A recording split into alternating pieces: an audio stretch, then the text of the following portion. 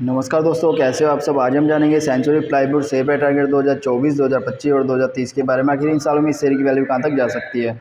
तो दोस्तों, अगर हमें किसी भी कंपनी की शेयर की टारगेट वैल्यू निकालनी पड़ती है तो उसके लिए हमें काफ़ी सारी चीज़ों को देखना पड़ेगा। जैसे भाई कंपनी कितना प्रॉफिट बना रही है, कितना कंपनी लॉस कर रही है, कंपनी की जो फाइनेंशियल रिपोर्ट है वो किस तरह से रही हुई है, कंपनी के एसेट्स कितने हैं, कंपनी के कंपटीटर्स कितने हैं। ठीक है, उसके हिसाब से जो है एक जो टारगेट वैल्यू निकाली जाती है एक्सपर्ट के द्वारा। ये जो टारगेट वैल्यू ऑलरेडी निकल चुकी है जो यहाँ पे लिखी हुई है, पर इसको हम सबसे लास्ट में देखेंगे, क्योंकि जो है आपको ये भी पता होना चाहिए कि भाई जो टारगेट वैल्यू है किस बेस पे निकाली गई है। तो चलिए फटाफट से रिपोर्ट को देख लेते हैं। सबसे पहले दिया हुआ रिपोर्ट में कंपनी की प्रोफाइल, जो कंपनी की जनरल चीज़ें होती है वो सब आपको यहाँ पे देखने मिल जाएगी। और उसके बाद दिया हुआ पिछले 5 सालों में कंपनी के शेयर की वैल्यू में होने वाले फेरफार। तो जैसा कि हम यहाँ पे देख सकते हैं, पिछले 5 सालों में शेयर की कीमत में बड़े बदलाव। तो 11 मार्च 2019 को देखें तो कंपनी की शेयर की वैल्यू 193 रुपीज़ के आसपास ट्रेड कर रही थी। और अगर 5 सालों के बाद 26 फरवरी 2024 को देखें तो कंपनी के शेयर की वैल्यू 728 रुपये पर ट्रेड कर रही है, और ये मैक्सिमम गई है 849 रुपये तक। तो देखिए इसमें कितना ज़्यादा डिफरेंस आ चुका है। लगभग जो है कंपनी ने पिछले 5 सालों के अंदर 4 से 5 गुना का रिटर्न अपने निवेशकों को दिया है, जो कि यार काफ़ी अच्छा रिटर्न कहा जा सकता है। ठीक है, यानी कंपनी अगर शेयर की वैल्यू देखें तो वो भी लगातार बढ़ती हुई देखी जा सकती है, जो कि एक अच्छा संकेत है। हमने यहाँ पे एक वाइट बोर्ड को रखा हुआ है जहाँ पे हम प्लस पॉइंट और माइनस पॉइंट को ऐड करेंगे। तो जैसा कि हमने देखा यार कंपनी ने काफ़ी अच्छा रिटर्न दिया है, तो हमने यहाँ पे एक प्लस पॉइंट ऐड कर दिया है। कंपनी के अच्छा रिटर्न दिया है इसलिए। अब सेकंड चीज़ हम देखेंगे कंपनी की फाइनेंशियल रिपोर्ट की, कंपनी ने कितना प्रॉफिट और जो है लॉस किया है।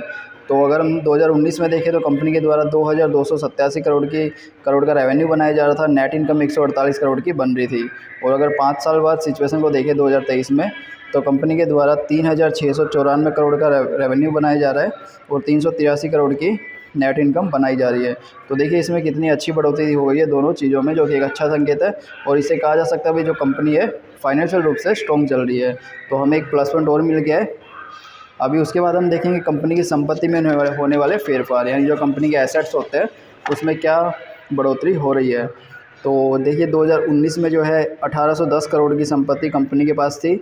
और अगर 5 सालों के बाद देखें 2023 में, तो कंपनी की संपत्ति की वैल्यू हो गई है 2716 करोड़।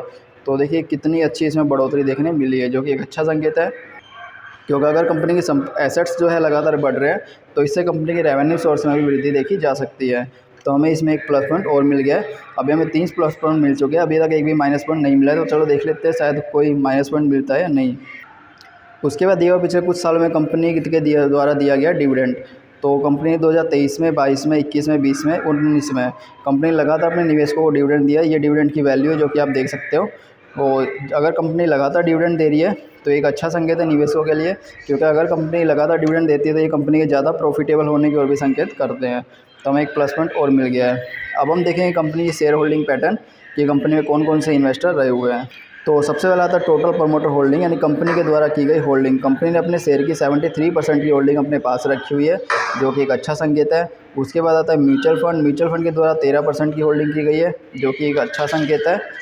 ठीक है, क्योंकि अगर म्यूचुअल फंड के द्वारा इतनी अच्छी मात्रा में होल्डिंग की गई है तो इससे कहा जा सकता है कंपनी लॉन्ग टर्म में अच्छा इन्वेस्टमेंट दे सकती है, अच्छा रिटर्न दे सकती है। और उसके बाद आता है अदर डोमेस्टिक इंस्टीट्यूशन। और उसके बाद आता है फॉरेन इंस्टीट्यूशन, यानी जो विदेशी इन्वेस्टर हैं उनके द्वारा कंपनी में 5.45% की होल्डिंग की गई है, जो कि एक अच्छा संकेत है।